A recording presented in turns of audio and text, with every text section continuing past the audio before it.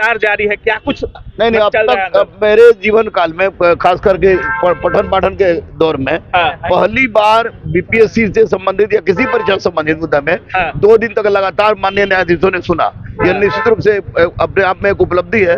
और एक ही बात थी, पहले हम लोग की एक ही बात है कि री एग्जाम से कम किसी बात पर कोई समझौता नहीं होगा, क्योंकि री एग्जाम अगर नहीं लेते हैं तो 100% अंधेर नगरी चौपट राजा वाली बात होगी, क्योंकि री एग्जाम ही इसका एकमात्र उपाय है। मैं पूछता हूं परमार से कि माननीय न्यायाधीश लोग भी पूछे कि परमार जी, आपने नॉर्मलाइजेशन कहा था लागू नहीं होगा 8:43 में 6 दिसंबर को, नॉर्मलाइजेशन लागू हुआ कि नहीं लागू हुआ? दूसरी बात, बाबू परीक्षा परिसर में गड़बड़ी हुई कि नहीं हुई? अगर दोनों जगह नॉर्मलाइजेशन लागू नहीं हुआ है, अब बाबू परीक्षा परिसर में आपने बहुत बढ़िया से परीक्षा ले लिया है तो कोई बात नहीं, बच्चे संतुष्ट होकर चले जाएंगे। लेकिन जब दोनों जगह गड़बड़ी हुई है तो बाकी किसी एविडेंस की आवश्यकता नहीं है और ये री एग्जाम के लिए पर्याप्त है और इससे ज्यादा हम कुछ नहीं बोलेंगे। और सारे बच्चों ने अपने माननीय न्यायाधीश पर पूरी तरह से विश्वास प्रकट किया है कि सत्य की जीत होगी और सत्य की जीत यही है कि री एग्जाम होगा होगा होगा और एग्जाम होना चाहिए। कल से जोरदार बहस सुनने को मिल रहा है सर, चाहे वाईवी गिरी हो या जितने भी एडवोकेट हैं जोरदार बहस कर रहे हैं और पुरजोर तरीके से छात्रों के पक्ष को रखा जा रहा है। सर, आज बीपीएससी के पद से भी बातें रखी गई हैं, क्या लगता है इतना कुछ सुनने के बाद आपको लगता है री एग्जाम होगा? देखिए, बीपीएससी अपने पक्ष में क्या बोलेगा? बीपीएससी ने खुद गलत का कहना है कि जैमर वगैरह लगा हुआ था, सब चीज ठीक थी। जैमर लगा हुआ था, 67वीं में जैमर लगा हुआ था, सारा क्वेश्चन रोड पर लेके लड़का दौड़ रहा था। 64वीं में भी जैमर लगा हुआ था। हर बार जैमर लगता है, हर बार गुंडागर्दी होती है। बीपीएससी आयोग को भंग कर देना चाहिए और परमार को अविलंब जेल डालना चाहिए, क्योंकि ये परमार की आयोग को ही भंग कर देना। बिल्कुल बिल्कुल, ये किसी भी परिस्थिति में परीक्षा लेने लायक नहीं है। ये मास्टर का परीक्षा लेने लायक नहीं है। तो ऐसी परिस्थिति में बीपीएससी अधिकारी बनाने चले हैं आप, एसडीएम बना रहे हैं, डीएसपी बना रहे हैं और 90-92 दिन से बच्चा सब बेचारा सत्याग्रह पर बैठा हुआ है। इसको असामाजिक तत्व कहते हैं। शर्म आनी चाहिए परमार को, शर्म आनी चाहिए। मैं कह रहा हूँ शर्म आनी चाहिए आपको परमार सर, आपको शर्म आनी चाहिए। आपने कहा था कि नॉर्मलाइजेशन नहीं होगा। आज इस पर भी बात हुआ कि कोचिंग संचालकों को मीटिंग में बीपीएससी के द्वारा क्यों बुलाया गया? ये परमार समझे, परमार के दूत समझे, सतप्रकाश समझे, मेरे पास लव लेटर है। बुलाया गया था तो परमार इतने नहीं है, परमार इतने महान व्यक्तित्व नहीं है कि उनको देखने के लिए हम लोग आज बीपीएससी में जाएंगे। बीपीएससी में इंटरव्यू देने में गया था, उसके बाद परमार पहला व्यक्ति है जिसने सबको लव लेटर देके बुलाया और नोटिस भेजा गया था, आमंत्रण पत्र। नोटिस भेजने की औकात उनको है। आमंत्रण पत्र, आमंत्रण पत्र, आइए कॉफी पिलाए।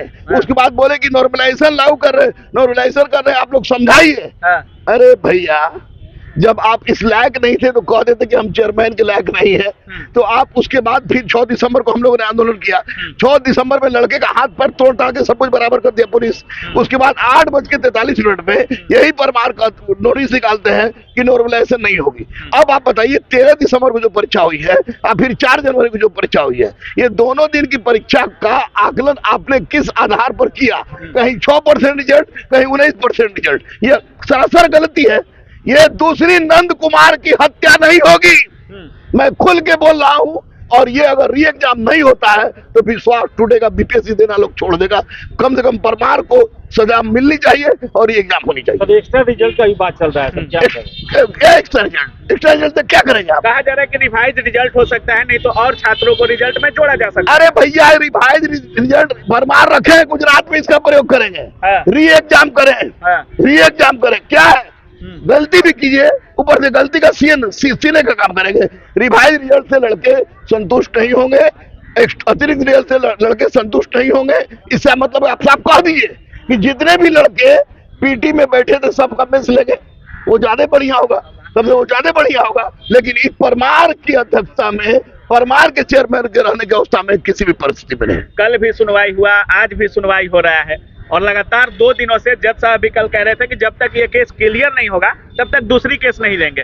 लगता है अब इतना एक्टिव होने के बाद न्यायालय इतना तत्पर है इस केस को लेकर के, लगता है आप लोगों को री एग्जाम मिलेगा? बिल्कुल, न्यायालय पर 100% विश्वास है, परमार पर 0% भी विश्वास नहीं है। न्यायालय फैसला करेगी और निश्चित रूप से री एग्जाम होगा।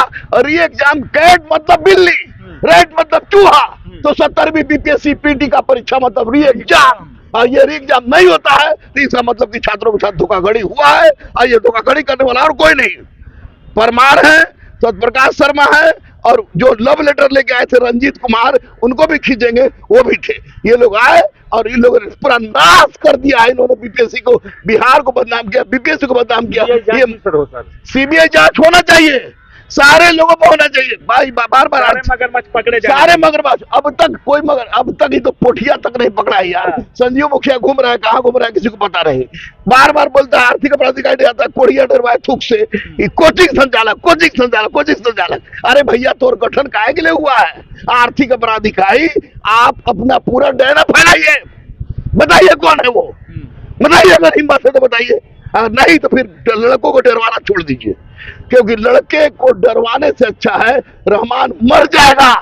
मैं बोलता नहीं हूँ, हाथ काटा था मैंने ना, अगर जरूरत पड़ी तो मैं गर्दन काट दूंगा इस परमार की गंदगी को साबित करने के लिए। परमार ने क्या खेल खेला है, ये परमार का खेल था, है, और जब तक गृह एग्जाम नहीं होता है तब तक ये 100%। सर ये बीपीएससी में तो हमेशा खेल होता है सर, परमार सर से ही क्यों आपका इतना नाराजगी है? परमार से नाराजगी है, पहले जो खेल होता था ना, तो पहले खेल होता था तो इतना ढिठाई से नहीं होता था।